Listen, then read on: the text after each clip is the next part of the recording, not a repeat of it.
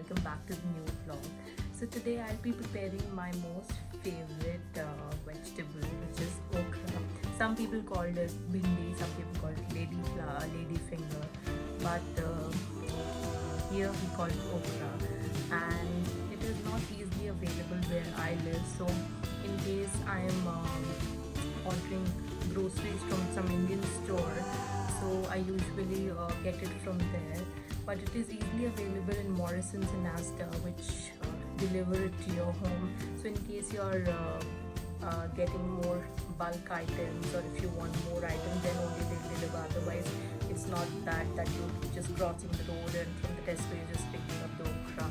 So I've recently ordered for some Indian groceries, and I've ordered some okra as well. So today I'll be preparing that. So as I was saying, this is one of my favorite vegetables, and it is very commonly available in Asian regions and in India.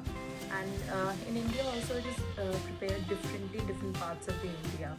Some people make it with gravy, some people make it with curd, some people make it with carom seeds, some onions and tomatoes. But today the recipe which I am preparing, I'm going to prepare it with some ajwain, which is carom seeds, along with some tomatoes and onions.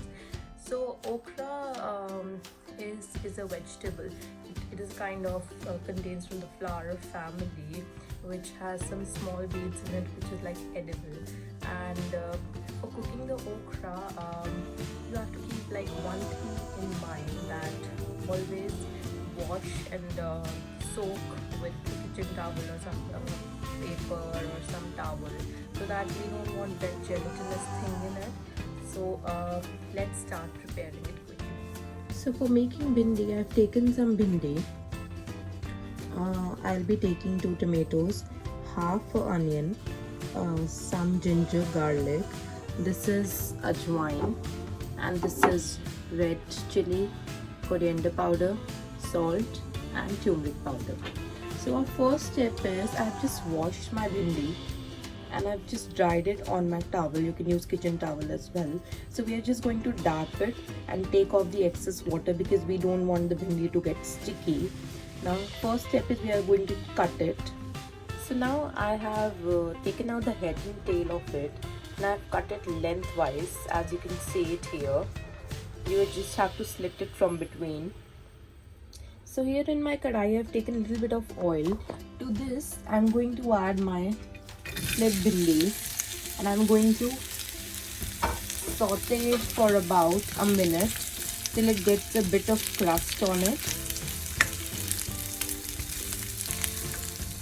So meanwhile my bhindi is getting cooked, I'm going to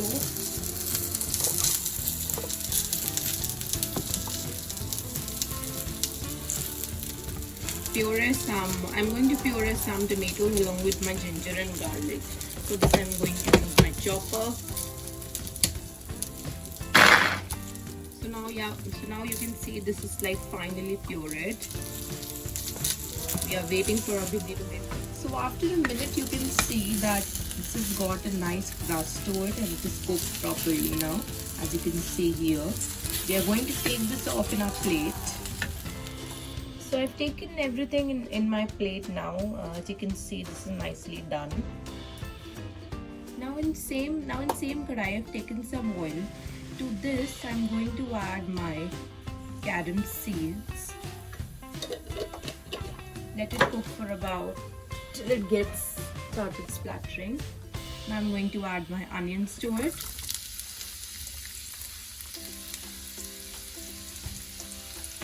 We have to cook the onions till it becomes brown. So after a minute you can see that this has started getting brown now. We have to cook it a little bit more.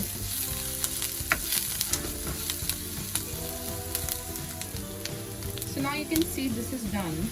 To this I'm going to add my tomato puree. Mix everything together.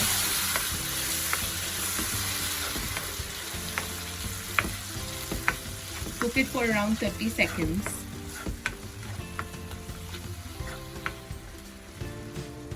Now it's time to add our masalas. We're going to add some salt, some turmeric powder, some red chili, some coriander powder. Cook it till oil comes up. After a minute you'll see that everything will start combining well and oil will release on its own.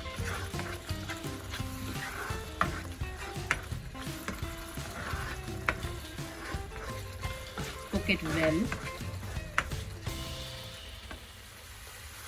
So now you can see everything is very well done. The oil is getting separated. Now it's time to add our bhindi.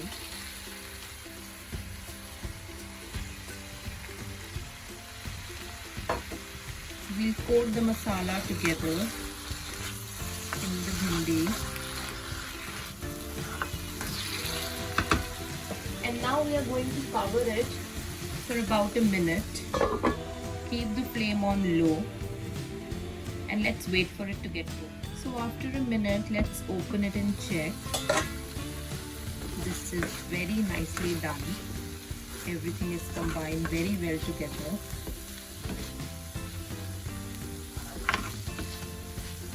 So you can see that this is nicely done now. Everything is cooked very well. Now I'm going to take this off in a bowl. So I've taken this out in a bowl and you can see it's completely done now. And we are going to have this with our chapatis and curd for our lunch.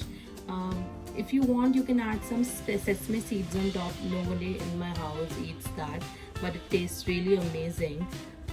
So do try the recipe and let me know, and thanks for watching.